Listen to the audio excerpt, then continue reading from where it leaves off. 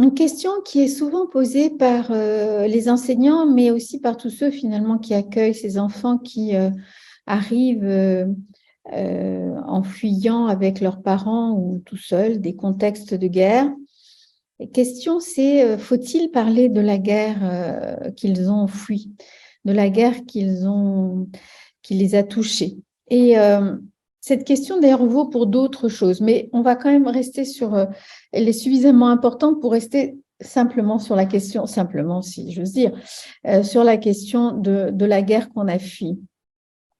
Alors, pourquoi on se pose cette question? On se la pose légitimement parce que les enfants ont besoin de sécurité, ils ont besoin d'arriver dans un endroit où ils sont consolés, où on peut sortir sans avoir peur d'un obus, où on n'est pas obligé de partir dans les caves pour se cacher ou dans le métro, etc. Donc, légitimement, les enfants, ils arrivent dans un endroit qui est une sorte de havre de paix, puisqu'il n'y a pas la guerre. Et on se dit, faut-il leur parler de la guerre? Alors, j'allais dire que nous, on a accompagné des équipes d'enseignants et finalement, on a appris avec les enfants parce que c'est difficile d'avoir une position absolue. On peut comprendre que dans un premier temps, les enfants, ils ont besoin de répit, de consolation.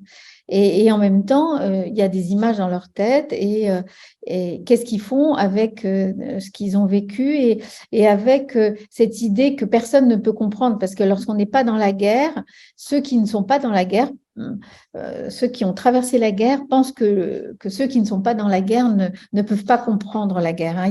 Il y a toujours, et c'est vrai que c'est difficile, il y a toujours cette idée-là. Donc, disons je dirais qu'avec les enseignants, on a testé plusieurs manières de faire. La réponse, entre guillemets, disons, un peu comme faisait Winnicott pendant la Deuxième Guerre mondiale dans ses émissions de radio, où il essayait de trouver des positions pour aider les parents et les enseignants à faire traverser la guerre aux enfants. Et les principes, ça serait premièrement de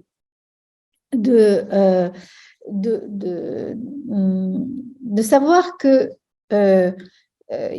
l'enfant a ces deux besoins fondamentaux, la sécurité et puis le récit de ce qu'il a vécu et de ce qu'il a connu. Il y a ces deux besoins fondamentaux. Et donc, la question, c'est la temporalité. Vraisemblablement, il faut commencer par les accueillir sans aucune question, si ce n'est de leur demander de se présenter, de dire ce qui leur paraît important pour eux.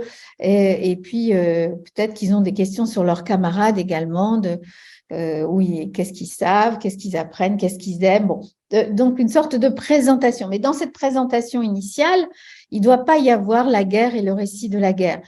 C'est d'abord acter le fait que ces enfants sont arrivés dans la paix, qu'ils sont bienvenus et que nous les accueillons parce que c'est une fonction essentielle, mais c'est parce que aussi nous avons une responsabilité d'accueillir ceux qui ont vécu des choses difficiles. Donc nous les accueillons et nous leur demandons pas ce qu'ils ont vécu. Au fond, peu importe ce qu'ils ont vécu, là, il n'y a pas de condition à l'accueil. Donc on garde dans la tête le fait que le récit de la guerre, il viendra à un moment donné. Alors, souvent, c'est les enfants qui vont à un moment donné avoir envie de le dire, soit parce que les autres enfants leur posent des questions, soit parce que des choses de l'école vont leur rappeler de l'histoire, de la géographie, un texte, quelque chose va leur rappeler ce qu'ils ont vécu eux-mêmes. Et au fond, à ce moment-là, les choses négatives qu'ils ont vécues pourraient, comme c'est souvent à l'école, devenir des choses, un savoir. C'est-à-dire, moi qui ai vécu la guerre, finalement, je sais quelque chose que toi, tu ne sais pas. Par exemple, si on parle d'une autre guerre, moi, je peux mieux comprendre ce dont on est en train de parler. Et donc, à ce moment-là, il y a une sorte de temporalité.